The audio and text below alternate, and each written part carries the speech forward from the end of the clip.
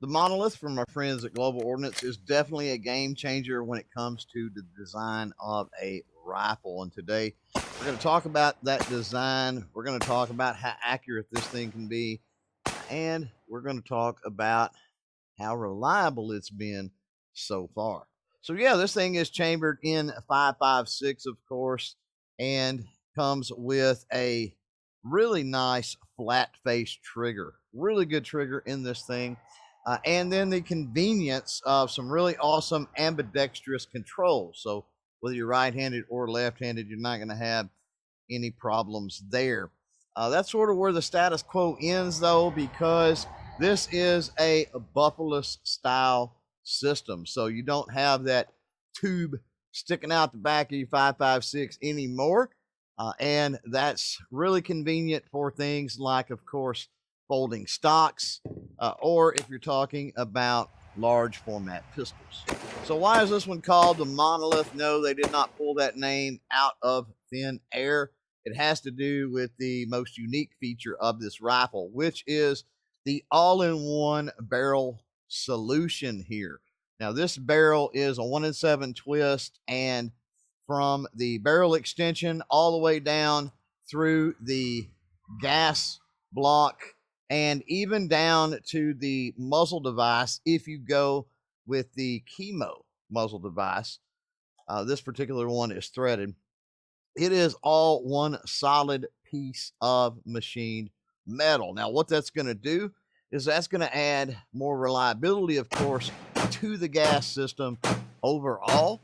And that's what they were going for here with the Monolith. The gas system on these types of rifles is definitely one of the weakest links, one of the places that you see the most problems, and that monolithic barrel design just helps to eliminate those issues right out of the gate. So what about reliability with the Monolith here? Well, full disclosure and honesty, right out of the gate, I had some issues with light primer strikes. I would say 2 to maybe even 3 rounds out of every 10 would not go off, fail to fire. It was light strike on the primer. My first thought, of course, was ammunition because I was using some bulk stuff.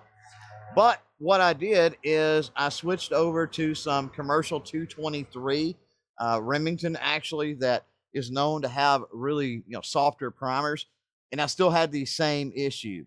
The good news is, though, when we talk break-in period, this is why you want to run some rounds through your firearm when you get them, clean them good, and put them through the paces. Because at, I would say by 80 to 100 rounds, all of those light strikes completely eliminated.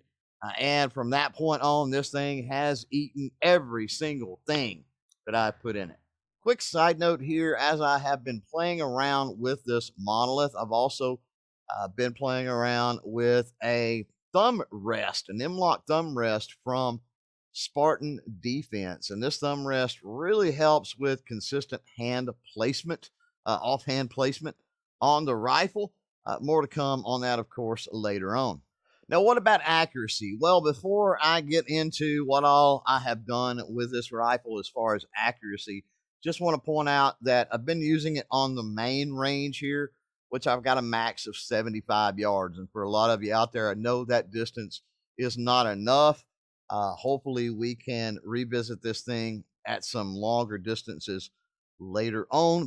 Now, I've seen the age demographics here on the channel, and like me, you guys aren't getting any younger.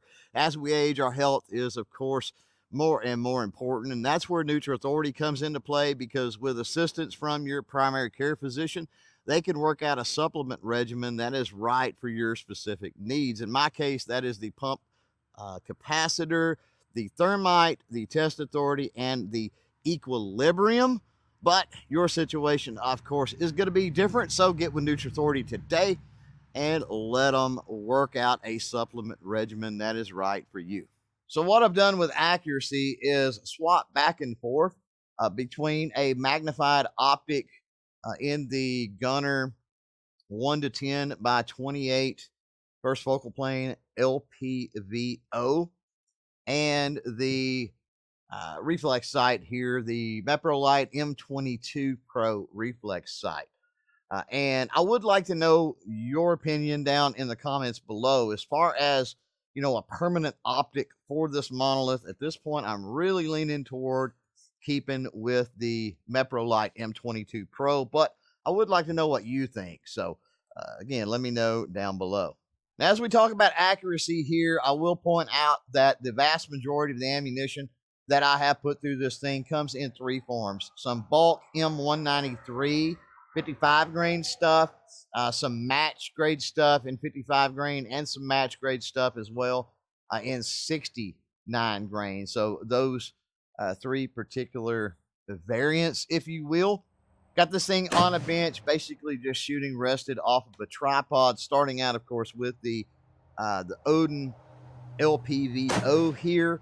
Starting out with that M193, and at 75 yards, what I would consider decent groups, especially with no more time than I've had on this rifle playing around with it. We're only talking about a couple of weeks, and maybe 700-800 rounds total at this point, and it wasn't locked down in any type of a crazy rest as far as accuracy either. So pretty decent to groups, I should say, with that M193 55 grain stuff. So bumped up to the 55 grain match, and I think the groups might be a little bit better with the match stuff. And then same thing going for that 69 grain. The 69 grain, I think, might have even been maybe a little bit worse than the 55 grain. I don't know. Judgment call. All of the groups pretty similar.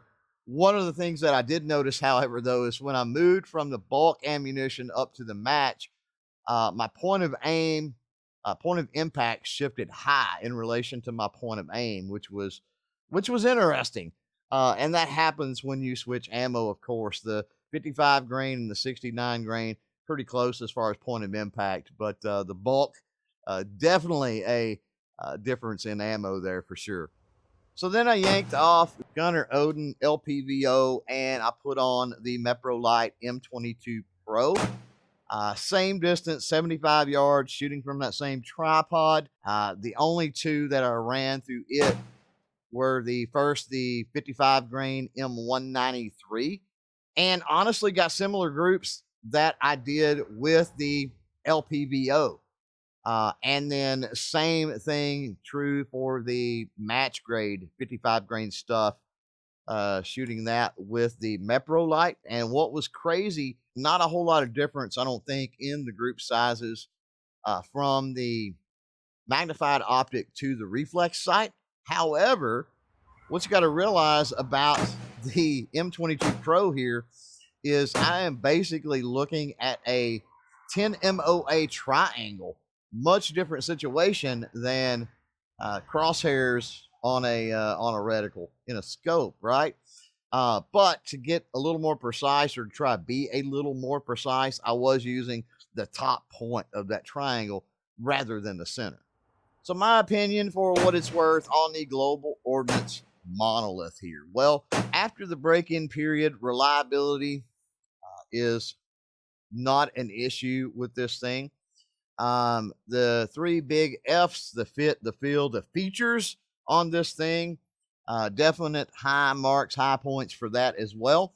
The updated take on an old design with the goal in mind to eliminate potential known failure points to this type of rifle, I think is a really cool thing as well. So overall, my opinion is that the Monolith here is a solid rifle. But I'm always curious about your thoughts, so be sure you drop those down in a comment below.